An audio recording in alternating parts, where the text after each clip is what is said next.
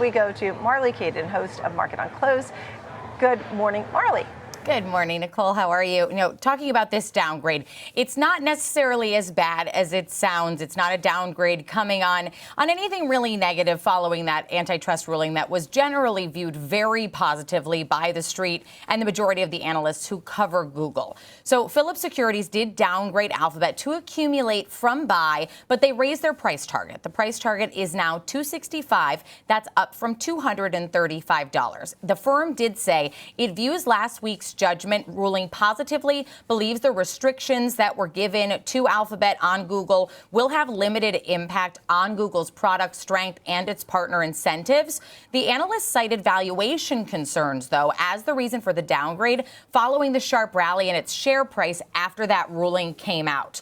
Google shares jumped more than 11% last week after that U.S. District Court judge imposed only limited remedies in the DOJ's case. Back in 2024, Google was found to have maintained an illegal monopoly in its search services and its text advertising through what was called exclusionary conduct.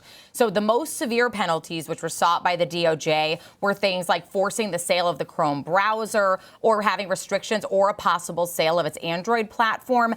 None of those happened. They were all rejected by the court. Instead, the ruling now bars Google from entering into any kind of exclusive agreement and also requires it to share parts of its search data with competitors.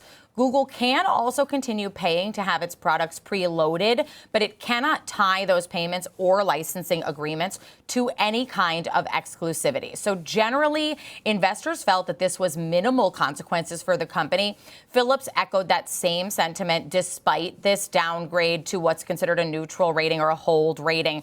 But they did raise that price target saying, quote, "We view the overall ruling positively and believe restrictions on exclusivity have limited impacts on Google given product strength and partner incentives." They also kept their full year revenue forecast intact. They kept it unchanged, and they lowered the weighted average cost of capital for Alphabet from 7.7% to 7.4%, citing improved sentiment after the court decision. So really, this is just a valuation concern after we saw that sharp rally on this ruling, not necessarily a potential long-term issue here, Nicole.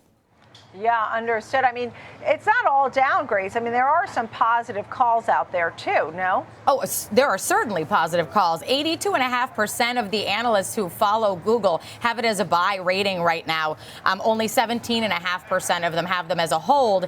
And as far as what their valuation looks like comparatively, if we're looking at just pre-announcement to right now, right before the ruling, they were valued at $2.46 trillion, trading at about $206. Right now, they're trading just north of 237 at 237.22, and their market cap is $2.872 trillion.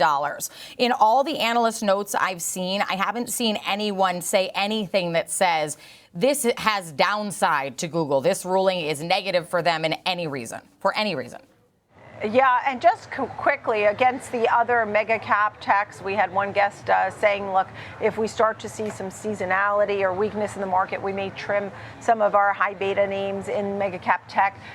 What are you watching there? I was just taking a look over at the board just to see how everything's performing today. Google has been a strong performer. I think that people were hesitant because of these looming DOJ issues and the potential implications if they had been forced to sell the Android platform or Google Chrome, what that potentially could have done to share price. So even with this rally, I think that Google had been not beaten down, but had some speculative behavior around it just because there was some more uncertainty tied to Alphabet than there was to any of the other Mag 7s. So I would think that they would be mid-list on terms of if we're divesting any of our shares in terms of the mega caps. But, performing strongly year to date, up 25%. So kind of in the middle of the road for the Mag 7. All right. Marley Kayden, great to see you. Thank you so much.